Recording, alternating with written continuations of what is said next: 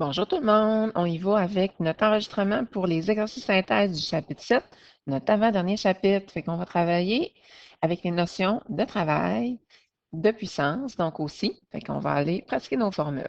On nous dit, numéro 1, le corps humain est essentiellement une pompe dont le travail est comparable à celui de soulever une masse de 7500 litres. En passant, 1 litre est égal à 1 kilogramme, fait qu'on peut considérer ici que c'est en kilogrammes. 200 par jour sur une hauteur. Là, la hauteur, là, c'est un déplacement. On s'en fout si c'est delta X, delta Y, c'est la même chose.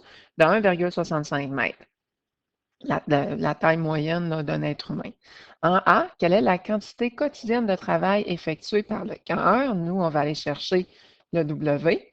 Puis on nous dit justement qu'un litre est égal à 1 kg. Donc, 1 litre est égal à 1 kg. C'est pourquoi qu'on a pu transférer nos litres 1 kg.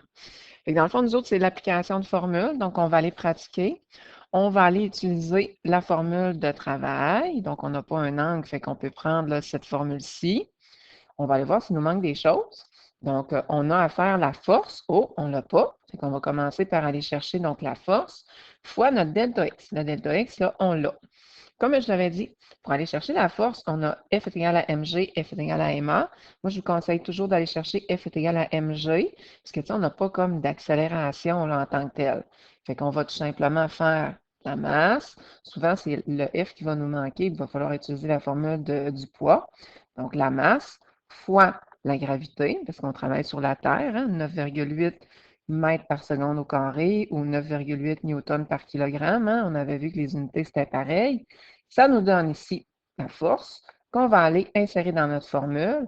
On fait fois le déplacement et ça nous donne directement notre réponse.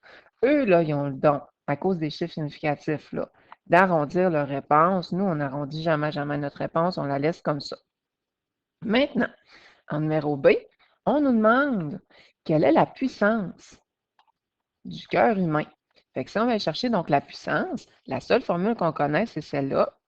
Donc, on va tout simplement faire le travail qu'on a trouvé en A. Puis, ben, c'est clair qu'on va diviser par le temps. Là, vous allez dire, ben là, ils ne nous ont pas parlé de temps. Mais si on va voir, là, on nous dit que c'est par jour. Fait que dans le fond, dans une journée, il faut savoir que, souvent je vous l'avais dit, là, que pour un jour ou dans une journée, on a 86 400 secondes. Et nous autres, on met toujours notre temps en secondes. Fait qu'on divise les deux, le travail divisé donc par le temps, et ça va nous donner donc notre puissance. Et la puissance, hein, c'est un petit W. Puis souvent, ben, c'est en watts. Fait que vous pouvez écrire watts, là, ça va être vraiment, vraiment mieux. On s'en va de l'autre côté, comme ça ici. On va aller recadrer notre numéro, comme ça va être vraiment plus facile. On y va avec notre numéro 2. Lorsque Martin et Alice prennent place dans leur voiture, les 4 ressorts qui forment la suspension s'abaissent d'un déplacement de 2 cm. Nous, on haït ça, donc les centimètres, on va aller mettre ça en mètres en divisant donc par 100. Si la masse combinée de Martin et d'Alice est de 150 kg, quelle est la constante de rappel de notre ressort? Donc, c'est le K, le petit K qu'on va aller chercher. On considère que la masse des passagers est répartie uniformément sur tous les ressorts. Bon, fait qu'on va aller là, considérer ça. Nous, dans le fond, on travaille avec un ressort. Fait que c'est sûr qu'on a des nouvelles formules. Notre nouvelle formule, je vais aller l'écrire ici, c'est F est égal à K fois delta X. Nous autres, on laisse faire là, les petits négatifs. Là. Ou on peut prendre aussi F est égal à K fois l'allongement. Moi, c'est elle que je préfère. Donc, on va aller utiliser donc celle-là. On va aller isoler. Qu'est-ce qu'on a besoin? Qu'est-ce qu'on cherche? Fait que nous, qu'est-ce qu'on cherche? On va isoler le K. Fait qu'on isole le K donc ici. Tout simplement, ben, on va diviser par notre delta X. Comme ça, donc ici. Fait qu'on va faire la force, bon, qu'on n'a pas, on va aller chercher. Puis on divise par notre delta X. Notre delta X, là, on avait dit que c'était ici, 0,02 mètres. Donc, divisé par notre delta X. On va aller chercher la force avant. Comme j'avais dit, quand on n'a pas donc la force, bien souvent on va prendre donc F est égal à M fois G. Fait que c'est ça qu'on va aller faire. Donc ici, mon Dieu, j'ai le goût de tousser. On va s'en aller là. On va faire F est égal à M fois G. Mais là, on dit que c'est réparti sur tous les ressorts, hein, donc cette force-là. Vu qu'on a 4 ressorts, on va tout simplement diviser par 4. Bon, ben là, on a fait comme fois un quart, mais tu sais, c'est la même chose que diviser par 4. Ou dans le fond, on fait F est égal à M fois G, puis après ça, on divise par 4 là, pour chacun des ressorts. Ça ferait super bien. Donc, on a notre force ici. On l'envoie là. On divise par notre déplacement. On s'en fout hein, des signes, ça va donner la même réponse. Et on va avoir la constante de rappel d'un ressort. Et 18 375, là, c'est quand même assez gros. Fait que ça devrait être un gros ressort. Et on arrondit jamais. OK, j'aime pas ça. Numéro 3, le 23 mars 2001, l'Agence spatiale russe mettait fin à la mission de la Station spatiale Mir en provoquant sa chute contrôlée vers le sol. C'est intéressant ça. Celle-ci est alors désintégrée en partie dans l'atmosphère terrestre. Puis les derniers débris ont plongé dans l'océan Pacifique. Si la masse initiale, et mon Dieu, de Mir était 137 tonnes, c'est gros, et son altitude, ça c'est comme son déplacement qu'elle a tombé, là, de 230 km. Quel travail la gravité a-t-elle exercé? Donc, nous, c'est le travail qu'on va aller chercher sur cette station pour la ramener au sol. Donc, on suppose que l'accélération gravitationnelle était tout le temps de 9,8, puis que la masse de 1 tonne équivaut à 1000 kg. Fait que nous, si on a 137 tonnes, bien, on va aller savoir, bien, on veut chercher, dans le fond, combien qu'on aurait de kilogrammes. Fait qu'on a fait un petit produit croisé, on a transféré nos tonnes en kilogrammes, puis ça nous donne ici notre masse. Même chose un peu, là, le même principe, on va convertir donc les kilomètres en mètres, donc en faisant fois 1000, comme ça ici. Comme ça, nos unités là, vont toutes être correctes. OK. Nous, qu'est-ce qu'on cherche? On cherche le travail. C'est notre formule ici. On n'a pas d'élastique, on n'a rien. Fait qu'on va y aller avec la formule avec une force qui est constante. Donc, la formule du travail qu'on utilise, c'est celle-ci, qu'on va aller pitonner là. On va faire la force fois notre déplacement. Notre déplacement, on l'a déjà. Mais notre force, on ne l'a pas. Fait que comme je disais tout à l'heure, pour aller chercher la force, on va pas mal tout le temps utiliser, quand ça va être une force constante, F est égal à M fois G. Donc, je vais faire la masse fois mon attraction gravitationnelle. Et mon Dieu, ça me donne mon poids qui est immense. On va aller le mettre là. On fait fois mon déplacement et on s'entend que le travail, il est immense. Puis on ne l'arrondit pas, ce n'est pas nécessaire. De toute façon, il était déjà en notation scientifique. OK. On s'en va de l'autre côté. On y va avec le numéro 4. On nous dit un conducteur d'une automobile dont la masse, on va aller écrire M pour la masse, désire dépasser un camion.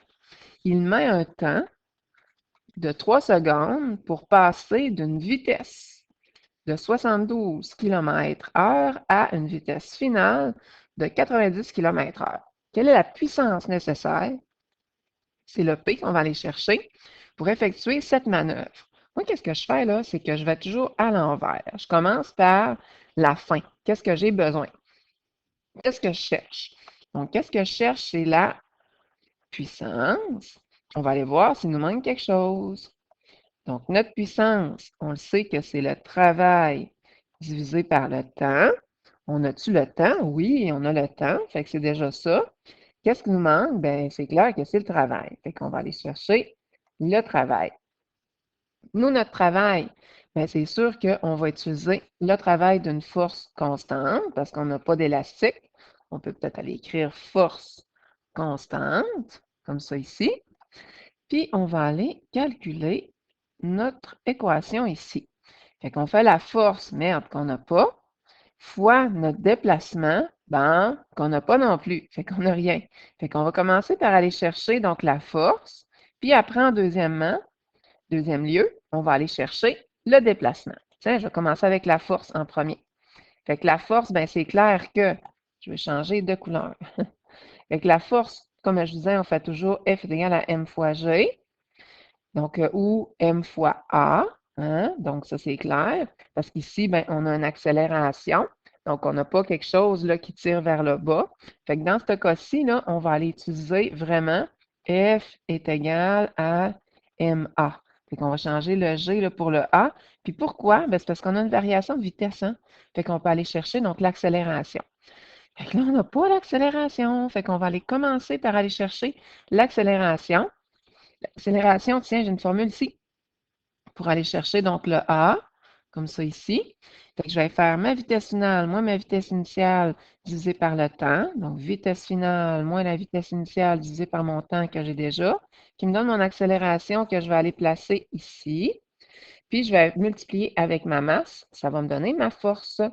Fait que j'ai là maintenant donc ma force que je peux aller insérer dans ma formule. Comme ça, donc ici. Qu'est-ce qui me manque? Il va me manquer le déplacement. Fait que je vais aller me prendre une autre couleur. Ma formule de déplacement, tiens, on a choisi celle-ci. Tiens, pourquoi pas, on va aller combiner là. Je vais aller me chercher une autre couleur pour ne pas mélanger avec l'orange. On va aller combiner les XF et XI. Fait qu'on a choisi donc celle-là, mais il y en aurait d'autres qu'on aurait pu choisir. On va faire une demi fois la vitesse initiale plus la vitesse finale, comme ça, dans le fond, donc fois le temps, qui va me donner mon déplacement. Comme ça ici, mon déplacement, je le mets là. Fait que, c'est un problème que j'utilise pas mal, là, toutes mes formules là, que je connais. Je multiplie les deux, puis ça va me donner mon travail. Mon travail, j'en ai besoin ici pour aller calculer donc ma puissance. Fait qu'on voit que j'avais comme rien. Hein? Fait qu'il fallait tout que je trouve finalement. Puis, ben, la petite difficulté, là, c'est qu'on ne pouvait pas prendre F est égal à mg. Pourquoi? Ben, c'est parce qu'on avait une variation de vitesse. Fait que dans ce temps-là, ben, on va choisir F est égal à ma. Aussi, il fallait aussi penser de transférer nos kilomètres-heure en mètres par seconde en faisant fois 1000 divisé par 3600, comme ça ici. Et voilà, fait que c'est quand même un bon problème, là, genre problème de fin d'année. Numéro 5, la force gravitationnelle de la Terre exerce-t-elle un travail sur la Lune? Bien, l'affaire, c'est que la force gravitationnelle là, de la Terre là, est tout le temps perpendiculaire au déplacement. Fait qu'elle ne va pas effectuer, là, dans le fond, un travail donc, sur elle. Là. Fait que, dans le fond, si on regarde donc la Lune, comme ça ici, donc elle a une certaine vitesse qu'on avait vue, puis on a la force gravitationnelle qui est exercée donc sur Fait que là, vous allez dire, ben d'abord, si la Terre exerce une force gravitationnelle sur la Lune, fait qu'il y a un travail. Mais, il faut faire attention. Un travail, là, c'est la force fois le déplacement. Fait que la Lune, elle ne s'approche pas de la Terre. Elle fait juste tourner, tourner, tourner. Donc, elle ne change pas son déplacement. Fait que vu que la Lune, poup, elle n'est pas attirée donc vers la Terre, ben, elle est attirée vers la Terre, mais elle ne se déplace pas vers la Terre. Donc, il n'y a aucun changement là, de déplacement. Ben non. Donc, il y a, puis c'est à 90 degrés, hein, ça c'est sûr. Fait qu'il n'y a pas de travail qui est effectué. Pour qu'il y ait un travail, il faut qu'il y ait un déplacement, donc un changement de position. C'est une petite poigne, ça. Numéro 6. Un hélicoptère porte secours à 4 naufragés. Le poids moyen des naufragés, oh, ça le poids là, c'est FG, est de 710 newtons. Et l'hélicoptère élève chacun d'eux d'un déplacement de 15 mètres au-dessus de l'eau. Lorsqu'ils sont soulevés par l'hélicoptère, les naufragés subissent une accélération de 1 mètre par seconde. On veut savoir le travail accompli par l'hélicoptère. Fait qu'on va y aller à l'envers, donc encore là, donc une fois. Fait que je vais essayer d'avoir toutes mes choses là. Fait que mon travail, ma formule, c'est celle-ci. On va aller voir s'il me manque quelque chose. Fait qu'on y va là, comme ça ici. Mon déplacement, ben, je l'ai déjà, ça va bien. Mais ma force, il va falloir là, finalement là, que j'aille la calculer. Fait que là, on va avoir là, un petit peu de travail donc, à faire, là, finalement. Fait que pour aller chercher donc ma force, moi, qu'est-ce que je vais faire? Ben, tu sais, je vais faire F est égal à M fois A parce que, tu sais, j'ai comme l'accélération. Tiens, je vais y aller ici pour que vous sachiez là, quelle formule va avec quel calcul? Donc, la masse fois l'accélération, qui va me donner donc une force, donc ici. Puis, en plus, ben, là, vous allez dire, comment tu as fait pour aller chercher, là, finalement? Parce que nous, là, tu sais, on n'a pas, là, nécessairement, donc, la force, là, qu'on a besoin. Alors, on va avoir un petit calcul supplémentaire à faire parce que, tu sais, ici, ma masse, là, je ne l'avais pas, donc dans ma question. Fait qu'est-ce que je vais faire, c'est que je vais aller chercher la masse moyenne, donc, d'un naufragé. Puis on sait qu'on en a 4, donc des naufragés. on peut peut-être aller l'encercler ici. Donc, on en a 4. On change de couleur pour que ça soit un petit peu plus précis. Fait que je vais commencer par aller chercher la masse de chacun des naufragés. Je vais utiliser, donc, FG est égal à M fois G. Je vais aller isoler la masse. Nous autres, on sait que le 710, là, c'est la force gravitationnelle exercée sur chaque naufragé. Fait que je divise par mon G, donc ma force gravitationnelle divisée par mon G, ça va me donner, là, dans le fond, donc, la masse moyenne de chacun des naufragés. Je fais fois mon accélération, qui va me donner 72,4. Mais vu qu'il y a 4 naufragés, ben, la force totale, dans le fond, parce que ça, c'est la masse moyenne d'un naufragé. Puis si j'en ai 4, ben, je vais faire fois 4. Ben, je vais avoir ici, donc, ma force que je vais aller insérer, donc, ici. Fait qu'on avait un petit calcul louche, là, un peu, là, supplémentaire, donc, à faire. Et en passant, on n'arrondit jamais, jamais, jamais notre réponse. Fait que si je fais ma force fois le déplacement, j'obtiens mon travail et le tour est joué. Numéro 7. On nous dit, le graphique suivant montre la force exercée par une masse pour combiner ou pour comprimer, pardon, ou étirer un ressort au maximum.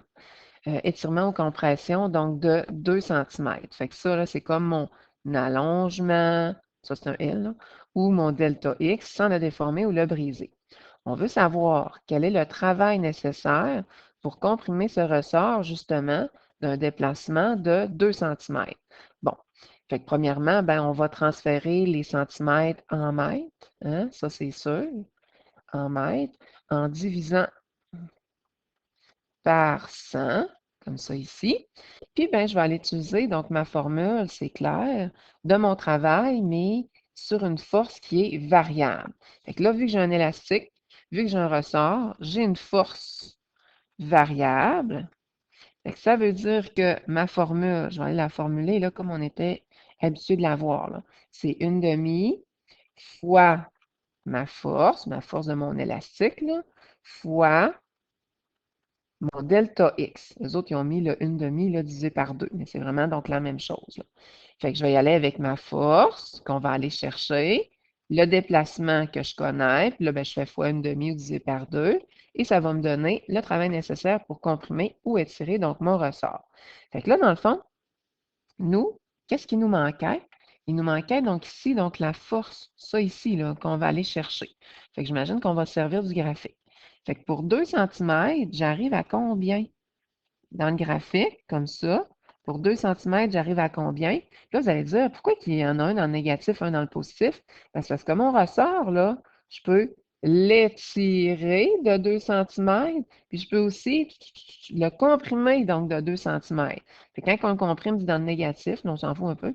Puis quand on fait le contraire, ben, c'est dans le positif. Mais qu'est-ce qu'on a à retenir, là? C'est que 2 cm, ça correspond à 10. C'est pour ça, là, qu'on a 10. On est allé chercher ça ici dans notre graphique, donc notre 10. Donc, c'est une petite affaire un peu plus difficile donc, à trouver, mais sinon, la formule à utiliser est quand même bien. Nous, maintenant, on veut la constante de rappel de ce ressort-là. Fait qu'on va aller chercher donc nos informations donc, qu'on a. On sait que la force est de 10, on sait que l'allongement donc est de 2 cm, qu'on va mettre en mètres en divisant donc par 100. Fait que si on prend la formule d'une force variable, hein, on n'oublie pas, là, on est avec une force variable. Fait que dans ce temps-là, on ne prend pas F est égal à mg, F est égal à ma, là. On va aller chercher F de l'élastique est égal à K fois delta X, là. Fait que je vais aller isoler le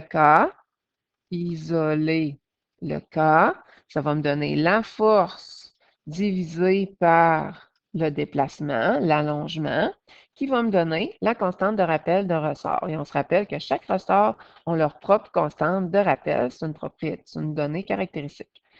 Numéro 8. Au cours d'un repas entre amis, un convive pousse une salière sur la table vers un autre convive. La main du convive demeure en contact avec la salière sur l'ensemble du mouvement. Si la salière se déplace, oh, ça c'est un déplacement, fait qu'il y a un travail qui est effectué, de 0,8 mètres, que la force exercée, F, est de 2 newtons et que le frottement cinétique, oh, ça c'est nouveau ça, on va aller intégrer d'autres notions des autres chapitres, est de 0,4. Quel est le travail total? Travail total accompli sur la salière. C'est un peu comme notre problème, là, notre pick-up qu'on sortait de la boîte, là. Mon Dieu, de la boîte, c'est la sortie drôle. Fait qu'on va aller, là, dans le fond, chercher le travail total. Fait qu'on a deux choix. On a méthode 1, méthode 2 qu'on avait vu. Donc, soit qu'on va aller chercher la force pour chacun, puis après ça, ben, on additionne les forces, puis on trouve le travail. Ou soit qu'on va chercher le travail pour chacune des opérations, puis après ça, on additionne le travail. Là, je pense que c'est ça qu'on a fait, hein. On est allé chercher donc le travail total, donc ici. Bon, fait qu'on a notre force exercée sur la salière, on a notre déplacement en mètres, puis la force de frottement. On s'entend que la force de frottement va s'opposer au mouvement, hein? Ça, c'est sûr. Bon, on nous dit donc ici que ben là, le déplacement, il se fait, là, c'est clair, donc sur l'axe des X et l'axe des Y, là, on déplace notre salière. Tiens, je peux peut-être vous dessiner donc une salière, donc ici, là, soit vers la droite, vers la gauche. Donc là, j'ai ma force pour faire avancer la salière qui est ici, puis il y a la force de frottement cinétique qui va s'opposer au mouvement. Fait qu'il y en a un qui va être négatif, il y en a un qui va être positif, là, tu sais, dans le fond. Fait qu'on peut considérer que lui est à 0 degré, parce que je m'en vais vers le 0 degré, puis lui est à 180 degrés. Donc, c'est ça, c'est comme ça qu'ils ont travaillé, donc, eux autres. On pourrait y aller aussi, donc, logiquement. Fait qu'on va aller trouver le travail de chacun, puis après ça, on va l'additionner. Ils ont fait la méthode 2, moi, c'est elle que je préfère, donc un peu mieux. Fait qu'on y va avec elle. Donc, on va aller chercher la force exercée sur la salière. Fait qu'est-ce que j'ai à faire? C'est que je vais employer donc ma formule avec un angle, malgré que l'angle, là, tu sais, c'est comme évident. Fait qu'on va faire la force fois cos de 0, tu sais, en tout cas, de 0 degré, fois 0,8 mètres, et ça va me donner donc le travail qui est positif, donc vers la droite. Je vais mettre un gros plus, comme ça ici. Ensuite, on recommence donc avec le travail qui est opposé, qui est en lien avec la force de frottement cinétique. Le frottement cinétique. Fait qu'on nous dit que la force de frottement cinétique, ici, là, écrit là, là, on travaille avec lui ici, puis avec celui-là, donc là, donc qui est de 0,4, fois cos de 180 degrés, parce que je m'oppose au mouvement, hein, c'est sûr, toujours sur un déplacement de 0,8 mètres, et ça me donne, bon, donc un travail qui est négatif. Qu'est-ce que je vais faire avec mes deux travaux? Je vais me prendre une couleur différente, ce travail-là, puis ce travail-là, je vais tout simplement aller les additionner, comme ça ici, donc plus négatif, là, comme c'est ça qu'ils ont fait ici, là. Ce qui va me donner le travail total. Donc ça, c'est un bon numéro. C'est le fun. Défi maintenant. Oh, on va aller voir. Pardon, on va aller voir si nos défis sont si durs que ça. Le barrage Daniel Johnson, situé dans la région de Manicouagan, peut générer une puissance, hey boy, électrique près de 2600 mégawatts. OK? Des mégawatts, là, c'est comme des millions de watts. Fait que ça veut dire là qu'on va rajouter 6 zéros ou fois 1 million. C'est un peu donc le principe, là. Si l'on considère que la hauteur du barrage est de, sur la hauteur, ça doit être le delta X, le delta Y, 142 mètres, combien de litres d'eau par seconde doivent atteindre les turbines situées à la base de ce barrage afin de générer cette puissance? On nous dit que la masse de 1 litre d'eau est de 1 kg. Donc, c'est ça qu'on a écrit ici là, pour notre conversion, là. Fait que dans le fond, nous autres, là, on cherche comme la masse d'eau donc nécessaire. Bon, fait que c'est ça qu'on cherche. Je vais essayer d'avoir tout le problème là, dans une seule page, comme ça va être vraiment plus facile. Fait que nous, si on cherche la masse, ouf, fait que là, il n'y a pas la masse dans mes problèmes de travail. La seule option pour aller chercher la masse, c'est FG est égal à M fois G. Je vais aller isoler le M, ce qui va faire que ça va me donner FG divisé par G. Mon G, il n'y a pas de problème, je l'ai, mais le F, je ne l'ai pas. Fait qu'il va falloir que je commence par aller chercher donc la force gravitationnelle, donc ou la force là, finalement là, pour le déplacement d'eau. Qu'est-ce que je vais faire? C'est que je vais aller utiliser la formule du travail. Donc là, je n'ai pas d'élastique, j'ai rien. Donc, c'est une force constante. Ça, c'est constante qui est écrit ici, hein? Donc, on va aller isoler la force, isoler donc le F.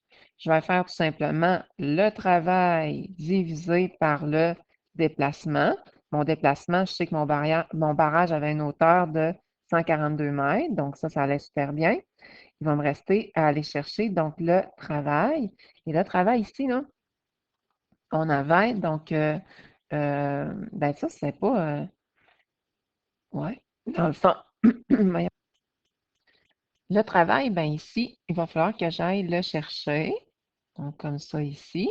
Parce que nous, quand on nous a donné, donc ça, là, ce chiffre-là, là, c'était pas un travail, là, donc c'était vraiment donc une puissance.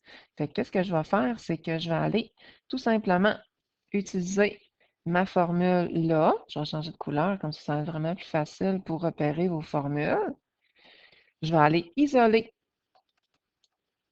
mon gros work, mon gros travail, qui va me donner la puissance fois delta T. Fait que ma puissance que j'avais ici, qu'on m'a donnée donc en haut, puis tu sais, la puissance, là, en passant, si ça ne vous tente pas là, de mettre 2,6 fois 10 exposé en 9, là, vous pouvez prendre tout ce chiffre-là, fois un temps d'une seconde, tu sais. Ça, c'est comme logique, là, parce que, tu sais, on le sait que c'est pendant donc une seconde que ça va se passer. Je vais aller mettre mon travail ici, comme ça. Là, vous allez dire, ben, c'est le même chiffre que là. Oui, tu sais, c'est parce que tu sais, c'est pendant une seconde, là, c'est pour ça que ça donne la même chose. Ça va nous donner donc notre force qu'on va aller placer là. Je divise par mon G et ça va me donner ma masse. Numéro B, si une piscine hors terre contient en moyenne 38 000 litres d'eau, le débit par seconde du barrage, Daniel Johnson, équivaut à la quantité d'eau contenue donc dans combien de piscines hors terre? Fait que, tu sais, nous autres, là, qu'est-ce qu'on a fait? C'est que tout simplement, on a été diviser notre 1,870 000 là, par notre quantité de litres d'eau dans une piscine hors terre. Ça va nous donner à peu près, là, donc 49,2 donc litres. Mais tu sais, on va l'arrondir. Là. Moi, j'arrivais à 49,2 là, quand je l'ai faite. Là. Mais tu sais, on va l'arrondir à peu près là, 50 piscines. Puisque tu sais, 49, là, ça ne rentre pas tout. Là. Fait que c'est pour ça là, qu'on y va avec 50 piscines, on l'a comme arrondi. Mais ça serait 49,2 piscines, c'est dans le fond. Fait que, dans le fond, c'est comme des fois. C'est pas des litres, là, c'est comme des nombres de fois de piscine là, qu'on aura. Donc, on prend un peu le principe. L'autre côté, numéro 2. Donc là, on a notre gros problème de défi. On nous dit, puis j'essaie d'avoir le dessin en même temps. Pour hisser un seau, on est en train de hisser un seau là, avec le dessin donc ici. Hors d'un puits, on utilise une manivelle comme ça ici là, qu'on va tourner qui permet d'enrouler lentement la corde autour d'une roue tout en remontant le seau. La manivelle a un rayon, tiens, on va l'écrire R, de 20 cm et nous, on déteste ça, donc les centimètres. On va diviser par 100 pour le mettre en mètres. Et il faut appliquer une force perpendiculaire F de 90 newtons pour enrouler la corde. Si la manivelle doit faire 30 tours, bon, on va l'encercler. J'imagine que ça va être important pour remonter le seau.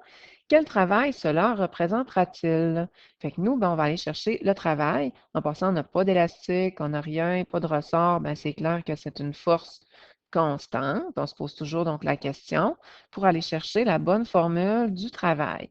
Fait que nous, le travail, tiens, c'est ça là, qu'on va aller calculer. Il faut faire la force fois le déplacement. La force, je l'ai déjà, ça va bien, mais le déplacement, ben, je ne l'ai pas. Puis le problème, c'est que nous, là, le déplacement, ben, c'est de manière circulaire. Fait que si je vais aller chercher le déplacement, c'est comme une formule logique, là. Tiens, je vais aller écrire logique, donc ici, là. Il faut faire donc le nombre de tours. Le nombre de tours, c'est 30 fois la circonférence. Et on se rappelle que la circonférence, c'est 2 pi r. Ça, ben, je vous le donnerai, là, c'est sûr, là, comme formule. Donc, c'est 2 fois notre pi fois notre rayon qu'on nous a donné, donc ici notre R qu'on a là. On trouve notre déplacement, on l'envoie donc ici et le tour est joué pour aller chercher donc notre travail. On n'est pas obligé de le mettre en kilojoules, mais si on veut, admettons, transférer tout ça en kilojoules, c'est admettons qu'on nous le demanderait, on diviserait donc par 1000. C'est le même principe que de mètre à kilomètre. Numéro 3, comme ça ici, le graphique ci-contre montre la force appliquée sur une masse M de 1,5 kg en fonction de la position. Cette masse se déplace horizontalement et en ligne droite. Quelle est la grandeur de la force constante qui aurait effectué donc le même travail? Bon, fait que nous, on va aller comme ça ici, se recadrer. Puis on n'oublie pas là, que la masse, quand on en aura besoin, puisque là, on ne le verra plus, là. Donc ça, je vais le mettre comme ça. Et de donc 1,5 kg. Fait que nous, je veux donc aller chercher donc la force constante qui aurait effectué donc le même travail. Donc, on va aller chercher donc le travail. Fait que qu'est-ce qu'on va faire? Ben, on va aller chercher la force, là, dans le fond, qui aurait effectué ce travail-là. Fait que nous, on va aller chercher notre formule de la force. Puis, pour ça, là, vous allez dire pourquoi tu ne prends pas, là, admettons, Ft égale à mg, Ft égale à ma, parce que tu sais, je vais avoir la force qui effectue ce travail-là. Qu'est-ce qu'on va faire? C'est qu'on va aller isoler dans notre formule ici le F.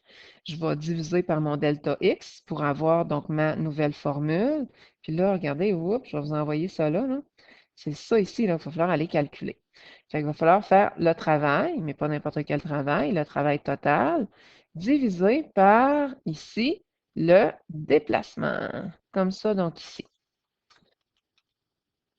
Alors, tout ce qu'il nous reste à faire, c'est qu'on va aller chercher donc les petits travails partiels. Il faut vraiment se rappeler, on va aller écrire une petite note ici, que lorsqu'on a le graphique de la force, ici, force, comme ça, je suis mon crayon, en fonction de la position, ben, l'air sous la courbe, c'est égal au travail. Fait qu'on va commencer ici avec l'air sous la courbe, en dessous de la courbe, là, ici, là, qui est vraiment donc droite, là, celle-là, là, comme ça. On va y aller avec un trapèze. Je ne sais pas si vous voyez là, le trapèze sur le côté, là. Petite base qui mesure 2, grande base. Bon, j'ai perdu mon crayon. Mon crayon qui est là, ici, qui mesure 4, fois la hauteur qui mesure 2, puis on divise par 2. Et qu'on se rappelle que l'aire d'un trapèze est égal à grande base plus petite base fois la hauteur. On va aller mettre les deux comme ça ici. Mon crayon marche vraiment mal, là. Fois la hauteur et je divise par 2 comme ça ici. Fait qu'ici, on l'a. Donc, la grande base, je vais laisser télécharger ça là, parce que mon crayon, sinon, il y a de la misère donc à fonctionner. Donc ici, on a la grande base plus la petite base fois la hauteur divisé par 2 qui va nous donner donc notre travail. Ensuite de ça, on va y aller donc avec le rectangle. Donc ici, un peu le même principe. L'aire du rectangle, comme ça donc ici. Donc mon rectangle, là, il est là, de là à là. Wow, on a changé ça. Donc il est de là à là, comme ça, puis de là à là. Donc mon rectangle. Donc on fait la base, ici, fois la hauteur pour l'aire du triangle. L'aire du triangle, là, ça a toujours été donc le même principe, qui va nous donner 20. Puis je fais la même chose donc ici, là. Je vais continuer avec ma souris, là, parce qu'il y a un petit problème avec ma tablette graphique. J'ai un autre rectangle donc ici. Donc j'ai ma petite base qui mesure 4, ma grande base qui mesure 6, fois ma hauteur qui mesure 2, puis je divise par 2. Donc grande base plus petite base fois la hauteur divisée par 2, qui va me donner, c'est clair, l'aire de mon trapèze. Puis je vais finir avec mon triangle. Là, vous allez dire, ben là, on ne sait pas où ce que ça se termine. Nous autres, on va supposer là, que ça termine à 16, parce que nous autres, on veut faire le même déplacement. On cherche donc la force constante qui produira le même travail pour le même déplacement total. Fait qu'on va faire comme si c'était 16, là. Fait qu'on va y aller avec, ça mesure 6. De 9 à 16, c'est 7. Donc, base ou hauteur divisé par 2, qui va me donner 21. Puis là, qu'est-ce que je vais faire avec tous mes travails totaux? Donc, je vais aller faire mes travails partiels. Je vais aller les additionner. Travail 1, travail 2, je l'additionne avec le travail 3, puis le travail 4. Puis ça va me donner, ben c'est clair, le travail total. Donc ici, mon travail total, ben c'est clair que je peux le rentrer dans ma formule qui est le travail divisé par le même déplacement. On va prendre le même déplacement. Je pense qu'on aurait pu prendre le déplacement total qu'on veut. Donc, c'était ça qui était la difficulté. Donc, ici, je divise et ça va me donner 3,6, tout simplement. Fait que ça fait le tour, dans le fond, de nos exercices synthèse puis nos défis. À la prochaine pour l'exercice supplémentaire dans votre document d'exercice supplémentaire.